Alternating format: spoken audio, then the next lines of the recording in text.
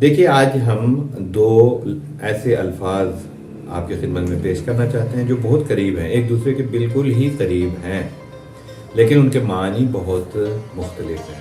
آپ نے نام سنا ہوگا رفسنجان۔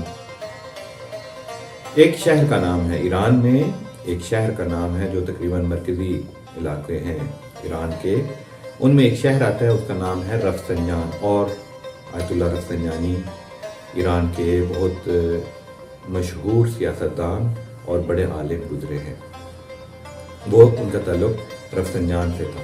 تو رفسنجان جو ہے نا وہ ایک شہر کا نام ہے، لیکن اب اسی کو جو ہے نا اس کی رے جو ابتدا میں ہے اس کو ہٹا دیجئے، کیا رہ جائے گا؟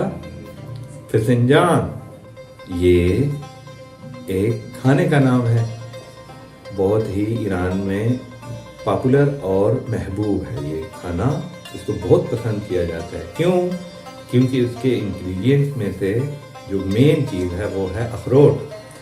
اخروٹ سے یہ کھانا بنتا ہے۔ ہمارے پاکستانی مزاج کے شاید ہندوستان پاکستان کے مزاج کے مطابق زیادہ نہیں ہے، کیونکہ اس میں میٹھا ڈلتا ہے اور انار کے جو ہے نا اس کا پیسٹ اس میں ڈالتے ہیں۔ تو انار اور اخروٹ سے جو کھانا بنتا ہے اس کا نام ہے فسنجان۔ یہ بالکل لکھنے میں اگر اس کے ساتھ ایک رے لگا دی جائے تو وہ ایران کا ایک مشہور شہر بنتا ہے اور وہ رفسنجان کہلاتا ہے۔